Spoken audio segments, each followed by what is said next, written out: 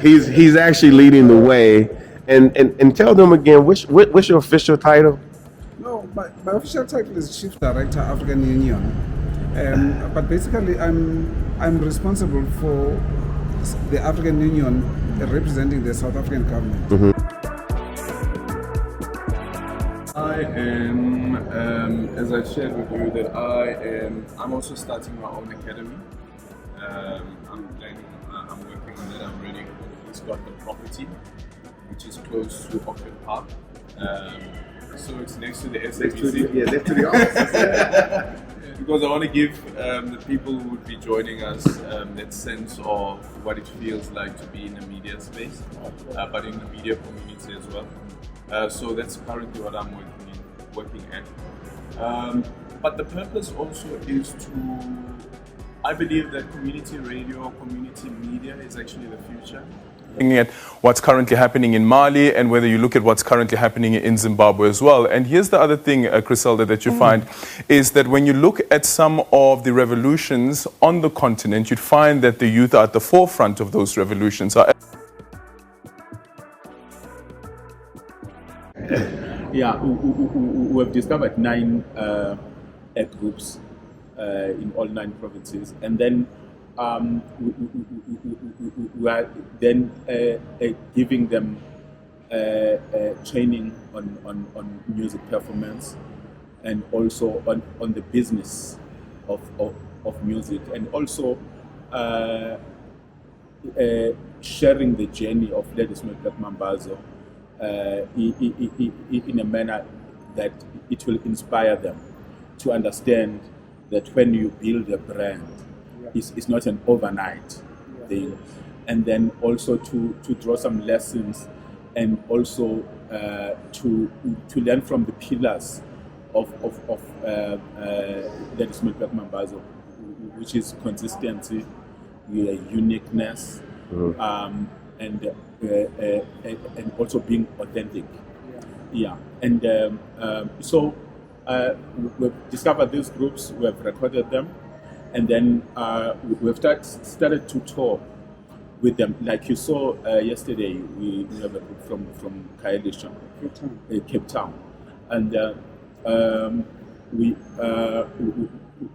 there's also another female group from Northwest. In Northern Cape. So they sing Statamia. So we were fascinated when we were doing the talent search, and then actually we had 20 groups singing Statamia, and they were the ones who won. We stood up. And then so you had a competition. Yes. So and then for us, even beyond the main objective of discovering talent, but we also learned that how much the Ladysmith Black Mambazo influence and inspire people around the country and also even in the continent. And also during the search, we also went to Zimbabwe and in Nigeria, and where we discovered there is a group called Young Mambazo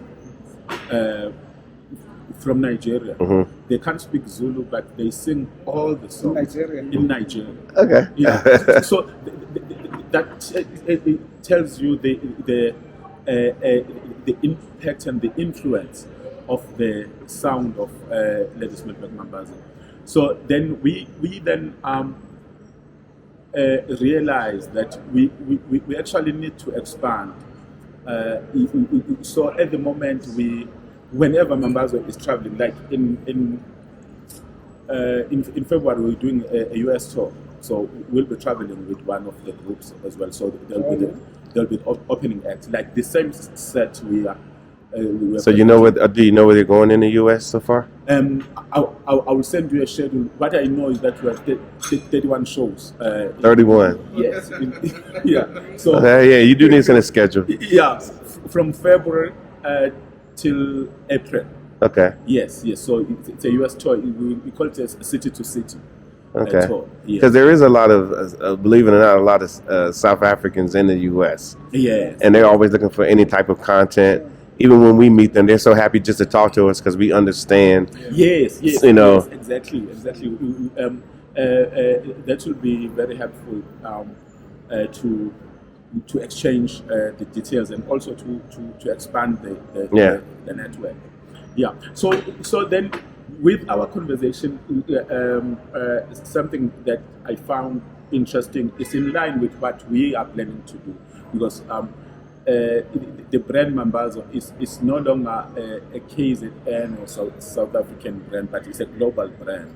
So now we need to expand to the entire continent and also the entire world in terms of preserving the legacy of Ladysmith Mambazo through developmental programs. And also we are working with the National Department of Arts and Culture. We are building a music school in Ladysmith, where we'll be teaching indigenous music, indigenous instrument, which will be the first of its kind. And also the focus will not only be about indigenous music in South Africa, but in the entire continent, because we felt that through colonialism, our continent is disjointed. Did you say colonizing? Yeah. Did I hear you say that word? I thought we was doing well. Yes. I'm so sorry. So we don't appreciate and learn from each other in the continent. We know less about ourselves. And Brand Mambazo, throughout their musical journey, they became a unifying factor in the continent. So we want to do that culturally as well, so that we understand the culture and the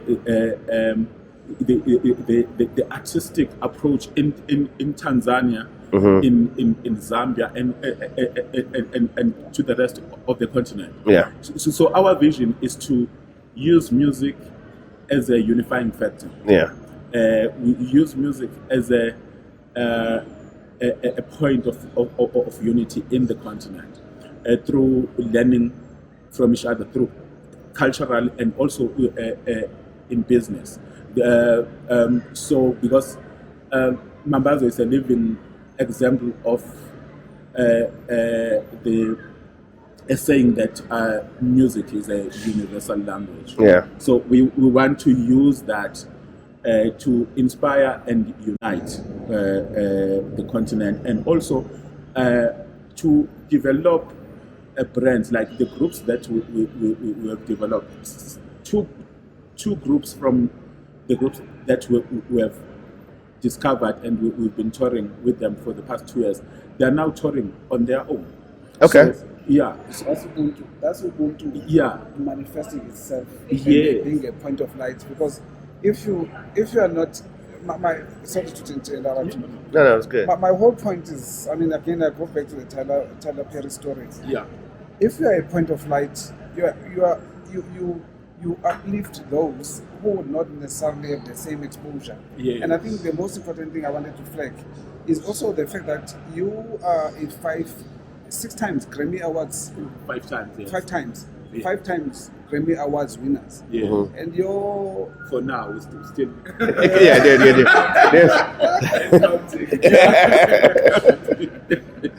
that very fact, that proximity to people like Paul Simon, Andreas von Vida, I mean, for me, because you also, I think you also performed with Dolly Parton. Dolly Parton, Michael Jackson, Stevie Wonder, Desiree, who else?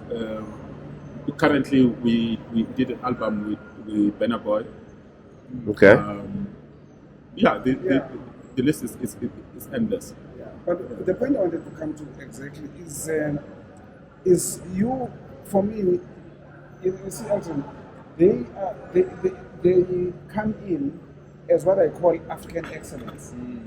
It's not anything else than authentic and organic African excellence coming out. But then in so doing, you need to uplift those that are one in the continent.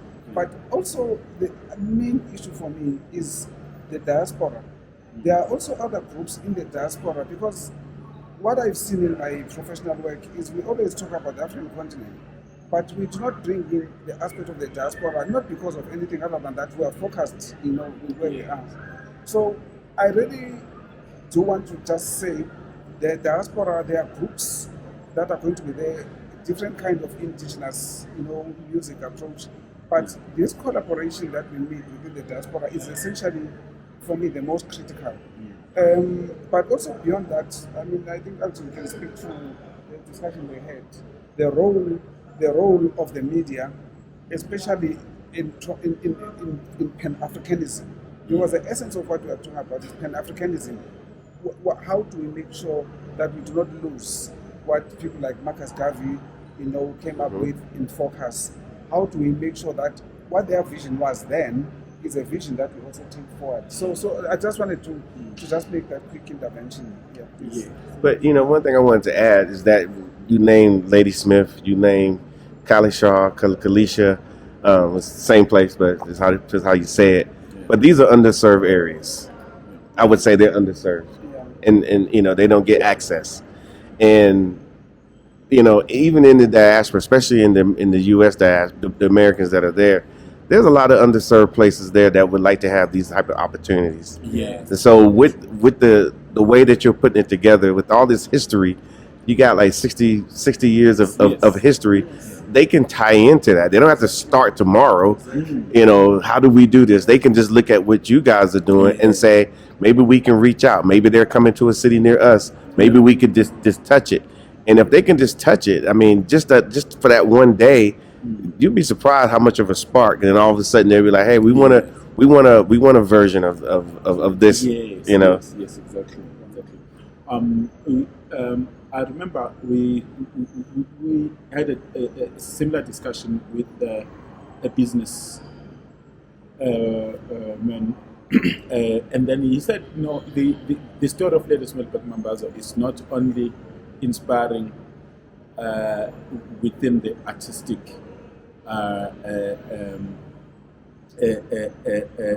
setup, but it's an inspiration. You can use it as a business model as well. How to develop a brand in any form.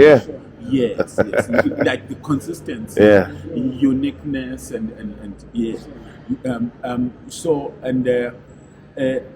having said that, we are actually busy writing a book that speaks more into the brand, how the Mambazo was formed, and how they made it to 5 Grammys to become the international cultural export.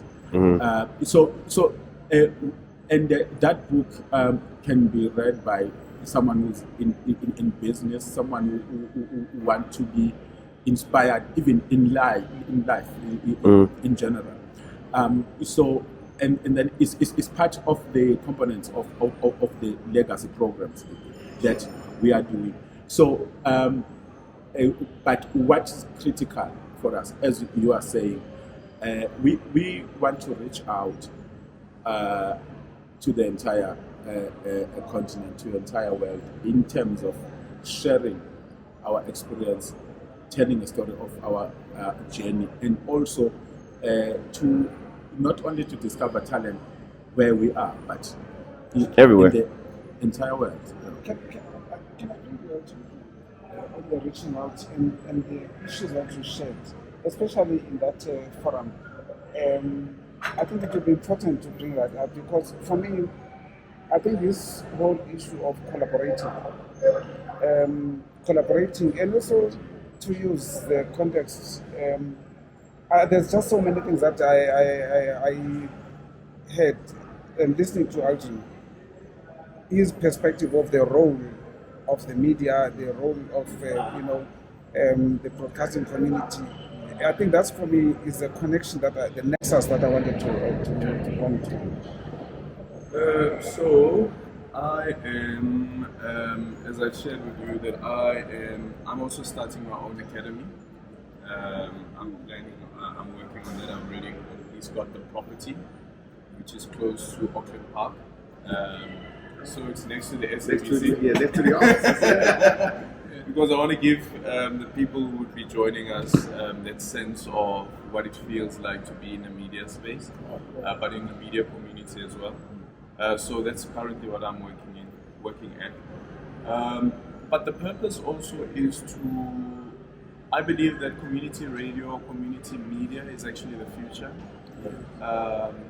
And with social media and what's happening with social media as well, people have access to the tools that allow them to tell their stories their way, and we can see that it's actually paying off, and a lot of people are actually engaging with that type of content because it speaks to the authenticity of the stories that are being told. But then linking it to pan-Africanism, and my gripe with pan-Africanism as well is how relevant is it in its current form for the current societies that are emerging and for the generation that is coming up. And does pan-Africanism really say that only black and nothing but black? Or does pan-Africanism recognize that we've become so intertwined that there are, as an example, as simple as a couple, an interracial couple, what does pan-Africanism say about them? And what does pan-Africanism say about the child that they are going to give birth to? And we have examples of that here Yeah. as well. We have a couple, he's white and she's black, and they have an interracial child. Yeah. And they was living in Philadelphia, and they just decided, through our efforts, they now we're going to move to South Africa and start a whole new life, and that's a whole story. Yeah. So I think that's basically what you're talking about. Exactly. I think it's Pan-Africanism. So using media, but more specifically for me, using community media to tell those authentic stories. But then linking it up to what the stuff that you guys are doing. By the way, it's incredible. What Lady Smith Black Mambazo has been able to achieve. It's incredible, and I'm sure Babu Shawalala is. Wherever he is, he's looking down at you guys and look at this, and it's about the longevity, right? And building on the legacy. I like the part also about a book that a business person can read, a book that a musician can read, but also from that learning what leadership skills are, and the leadership skill that says that I've learned a lot, and I'm willing to impart some of that knowledge and share some of that knowledge with the people who haven't gotten to where I am and what I've achieved. And I also always ask myself that, so now that I'm here, what now? What do I do with all of this knowledge? What do I do with all of these networks that I've built? And the community that I come from, are they benefiting from me? And I think that they should be benefiting from me. I have an obligation towards the community that I come from. And it's not to say that I'm saying that the people who I am now part of and people who now see me as part of their communities as well, that they won't benefit from my success. But I'm saying that I need to also go back home. And when I go back home, my people must say, this is what he has done for us. And this is how this community has benefited from his success. And that speaks to the thing about Ubuntu. I was actually saying when we were at that conference that a lot of the time when we speak about colonialism, we speak about colonialism in its absoluteness, if there's such a word. But the colonial project was never really completed on the continent. It succeeded to some extent, but they never really managed to wipe us all off the face of the earth. Yeah. Look at what has happened to North America, look at what has happened to the indigenous people of North America, the indigenous people of South America, the indigenous people of Australia. Here we are, as black people. Yeah. We survived that thing. We're still here. We are still here, and we are fighting back, and we are pushing back, and we continue to push back. And if you think about the likes of our Sankara, and you ask yourself, so what was their mission? And did they succeed in their mission? I think that they did. They did succeed in their mission, because here we are, and we're still giving birth to more Africans and so forth. And even though we are, all over the globe, that is a plus for us, because it now says that how do we bring these various knowledge systems together, and bring them together to say, as Africans, we need to prosper with all of the knowledge that we've gathered from these various spaces that we've been in. So that is what I want to do with my little academy one day. Well, I think you're doing it anyway. I think you're doing it. Thank you. And whatnot. So, but yeah, from my perspective, I was professional, with the U.S. government. I was U.S. Secret Service for many years, and in coming here, I remember standing in Moscow. I remember being at the Kremlin, walking around unabated. I can tell you, I've been to Chile. I've been to pretty much everywhere, that you will find people. But when I came here, it was a different vibe. A whole, granted, it was World Cup, but it was, even to this day, it was a different vibe, and we're running across so many people. I mean, we all got various different backgrounds, and here we are having this crazy conversation. You see, so the thing that I was speaking about, the various knowledge systems that we bring together, it's incredible. Yeah. So what's going to happen? I think at the end of the day, with this professional here, he's leading the way. Yeah. Let me see that thing. he's actually leading the way, and tell them again, what's your official title? No, my official title is Chief Director, African Union. But basically, I'm responsible for the African Union representing the South African government. Mm-hmm. But the idea here, that's not an idea, it's already been endorsed by my political principles. We are now looking at the whole issue of African excellence. And I do want to come back to this because it's critical. The story is always about how bad Africa is, how horrible things are coming out. But there's a lot of good things that are happening in the continent, including yourselves, as ladies speak, Black Mambazo. Even yourselves, because you are coming from a history full and replete with all sorts of challenges.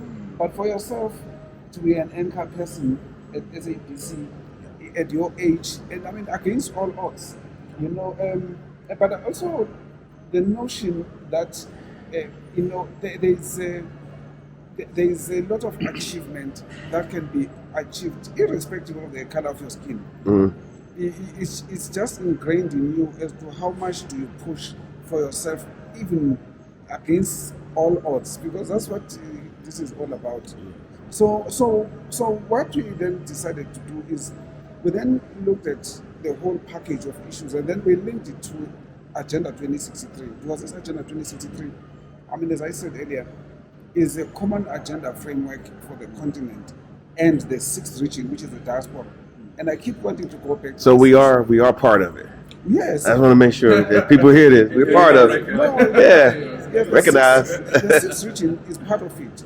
And so we've been part and parcel of a process where between now and next year in October, there's going to be several what we call regional meetings. The 5 regions in the continent, which is the Southern Africa region, then the North, South, East, and Central, and then the 6th region. There's going to be the conference will be held in Brazil, as far as I know now. And so what with all due respect, we've inserted ourselves as South Africa, and then there's also Namibia and Angola. We are working together, but we've inserted ourselves into all these regional meetings that are still going to come. But we want to be consistently there to say, whatever you do and whatever you think of, do not think only African continent. There is a 6th region. Yeah. And that 6th region is a typical case of us assuming responsibility for pan-Africanism and how it evolves to the issues that we are highlighting. Because pan-Africanism, when it was conceived, and those who led it, they never foresaw the evolution of issues now through social media. We raise issues now, but they are all over the world in the split of a second. Yeah. So we need to now say to ourselves, issues and things have evolved, and how do we look at Pan-Africanism in that context? But also, the other important thing is it's very important to also look at the diaspora itself. The diaspora is not a homogeneous definition that we can say now people are left involuntarily. There's been now a phase of people who are voluntarily becoming a diaspora. What do you say with those in the diaspora who want to plow back, this, the point you are raising, those who send money back through remittances? You know, for every dollar you send back to the US, it's important to know that it's got a ripple effect back in the US, but also here, because that dollar compared to the rand, that dollar compared to the pula, to the kwacha in Nigeria, is manifesting itself into different things. So we are now looking at all of these things and just saying, no, we need to also now structure how we engage. But I want to come back again to you here, Alton, because we had a very good conversation with our sister Anita in Ghana. Ubuntu, in essence, is not limited to only this conversation. It's also, by extension, going beyond to engagements in your field with your counterparts, hence the introduction to Anita. Anita, by the way, is from Ghana. I mean, she's done a lot of issues. She was right now in COP28, the climate change conference. She was one of the people that were engaging in Ghana. I think she was coordinating one of the sessions there, and she's well known in Ghana. But then, by the same token, I said to her when I met with her in Accra, I said to her, Anita, let's talk. And so we started another conversation now between Alton and Anita, which I think for me was a good conversation. So it's a conversation that now I think we need to look at the different streams of the collaboration. But from what we're talking about now here, I think we've started, already an institutional framework where your academy and also now what you are going to establish, the Play to Speak Mazo Academy, Music Academy, and now RealSouthAfrica.com, then come in and start a platform where we can only move from this collaboration going forward, so that even the folks that are going to come and visit South Africa, they understand and they know that there is a lady speak Mapungubwe, that's 60 years old, done wonderful things. Let's just see what we can connect with. And I mean, again, comes back to the issue we spoke about Makandia, and it's one of my passions. The whole issue of the spiritual healing and closure.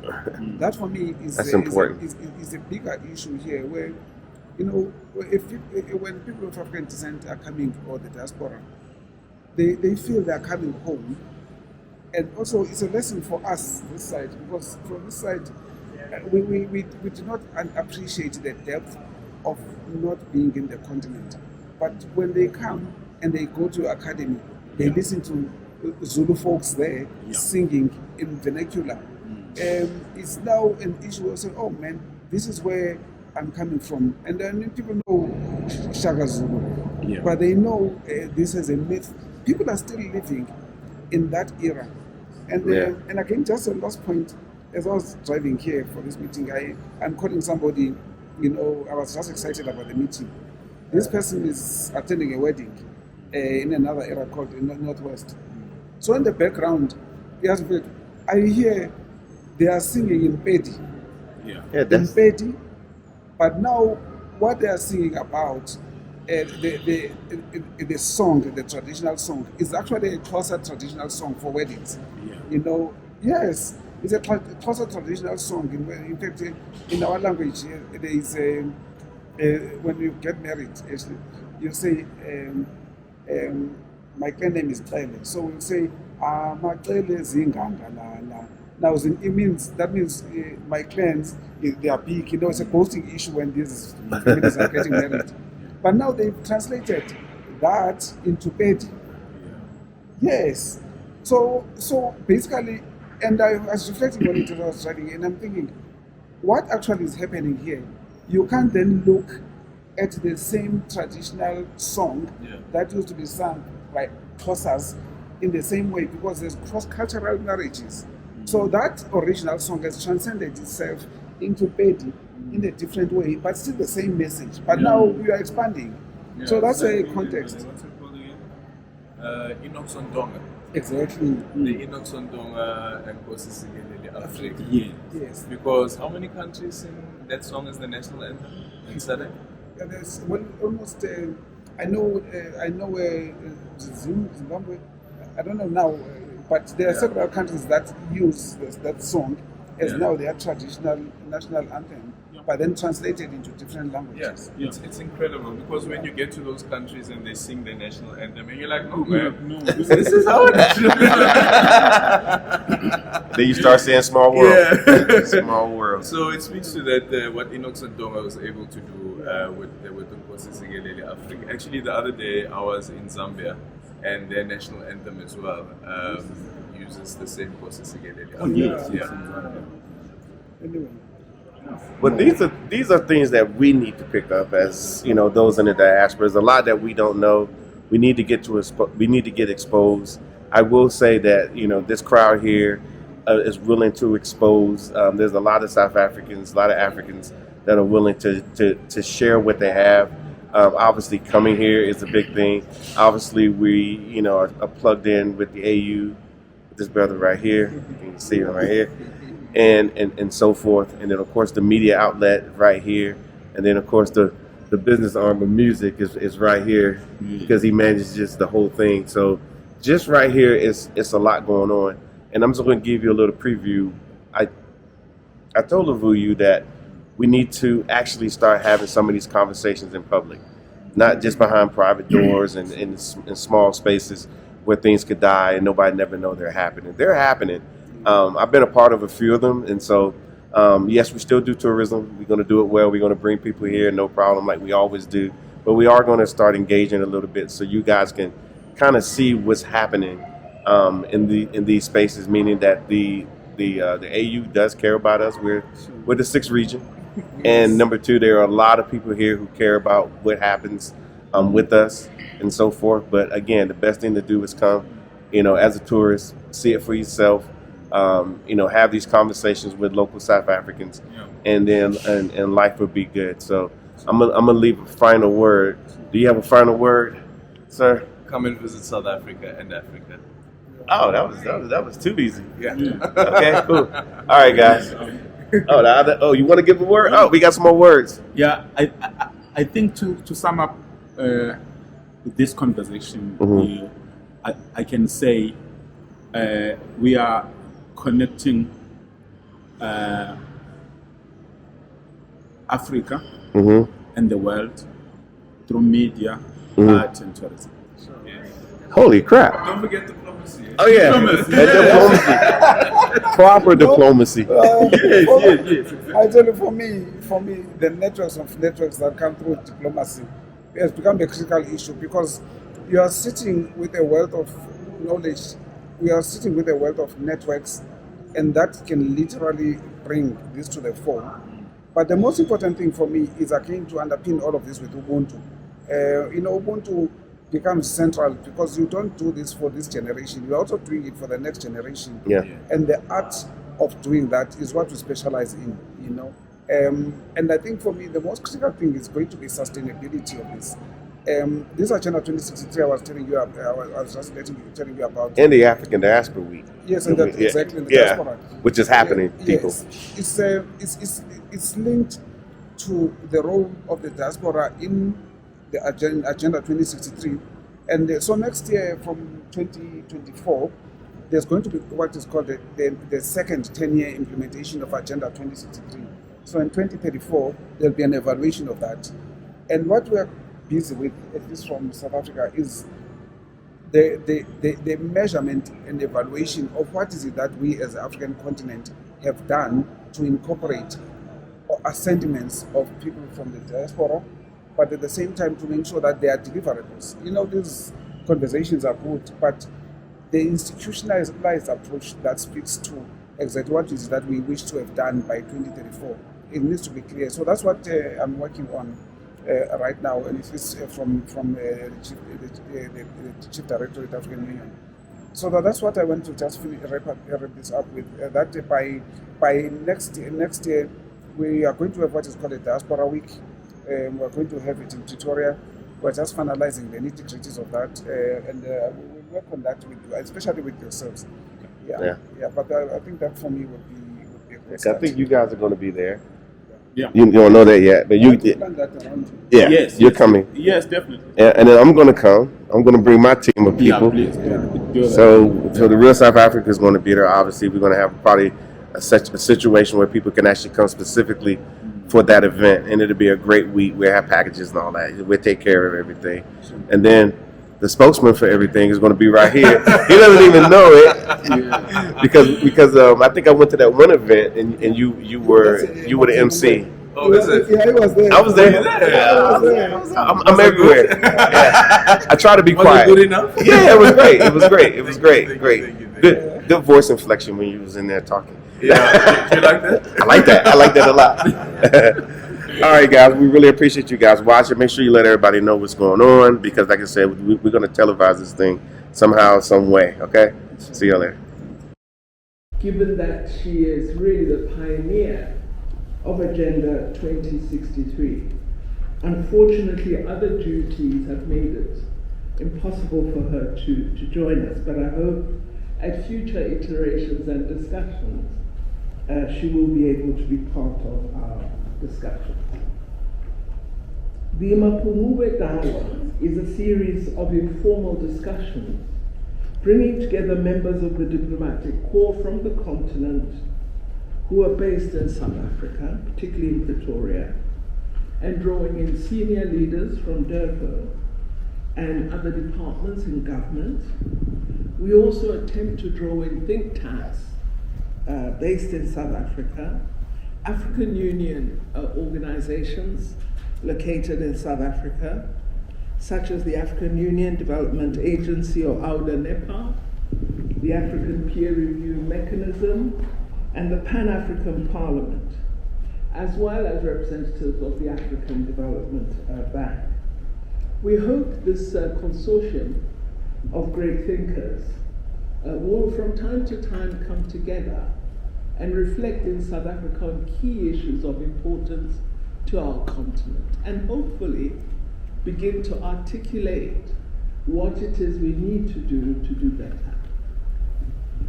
The Mapungubwe Dialogues is inspired by the Mapungubwe Kingdom, which existed in the Limpopo region of South Africa during the period 1075 AD.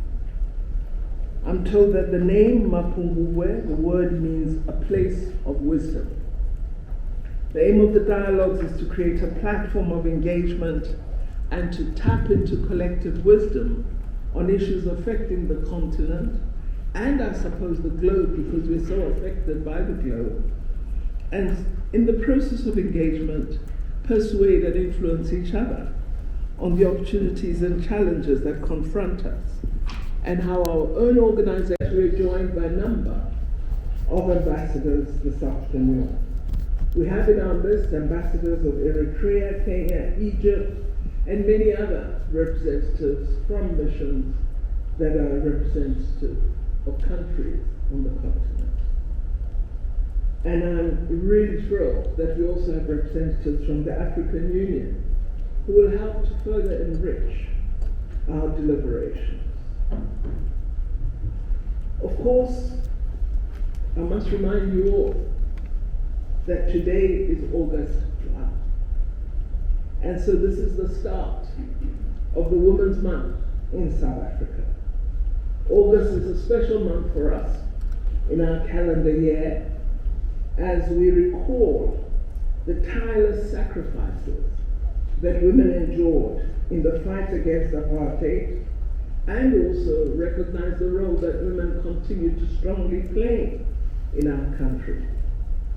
It is during this month that we recognize the strides we've made in advancing women's empowerment, not just in South Africa, but continent-wide.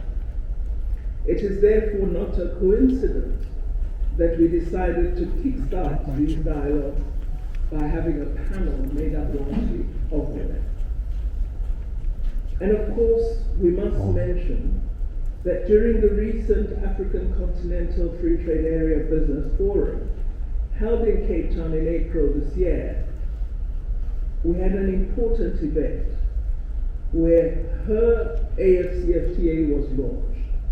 Her AFCFTA is a movement for a new generation of capacity building in trade that mobilizes for the success of women in implementing the African Continental Free Trade Area. So there's much that we should be doing. There's much that forms part of all of us, our agenda. None of what needs to be done in Africa can be isolated as belonging to a particular person, institution, or entity. The obligations of development of Africa are obligations all of us must share together. So I'm really grateful that you are present here today with immense intellectual capacity to provide new and fresh ideas to our deliberations.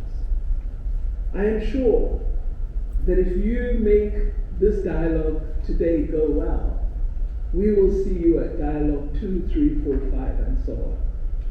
I'm looking forward to a vibrant discussion, and I thank you for supporting this endeavor. I'm really glad to see that some universities are present here, because I felt that the academic core is not giving us sufficient research outcome focused on Agenda 2063. I know some of you are doing work in this area, and I hope as you contribute in the deliberations, you will share with us some of your findings, some of the research that you've been leading, which tells us where we are. I suspect much of our views of Africa are often based on conjecture, on gossip, and not on academic work. And so I am looking forward to hearing from the researchers today whose daily bread is formal evaluation and monitoring of what we're doing as Africa to address our development goals. So I thank you very much, and I now happily declare the inaugural Mapungubwe dialogues open. Thank you.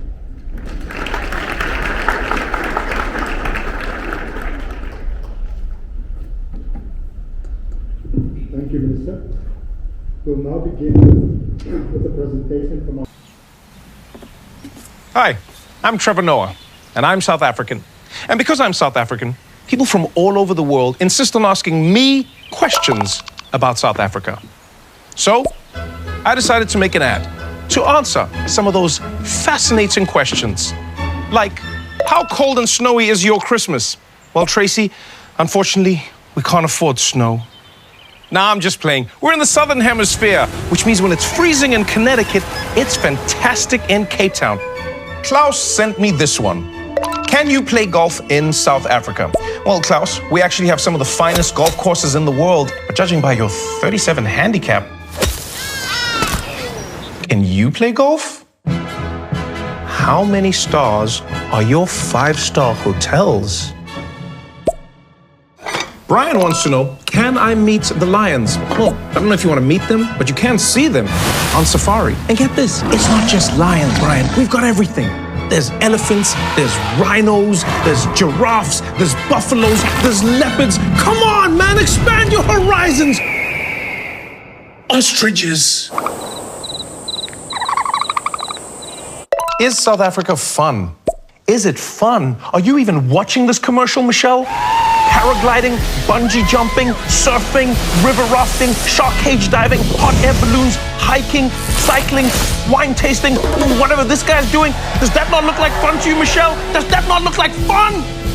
So, now that I've shown you South Africa, my only question is, when are you coming to experience it for yourself? Do yourself a favor. Come to South Africa. Come to the Kruger and enjoy what is meant for you to enjoy. Look at this environment. Can't you see yourself enjoying yourself right here with the real South Africa travel and tourism? Well, we can make it possible, and we could do this for you today. today. Go to our website, therealsouthafrica.com, and book, and you'll be part of something like this, something very special, something you can tell your friends and families that you did. And yes, this is Africa. This is the Africa that they do not want you to see, but we're going to show it to you, and we're going to make it available.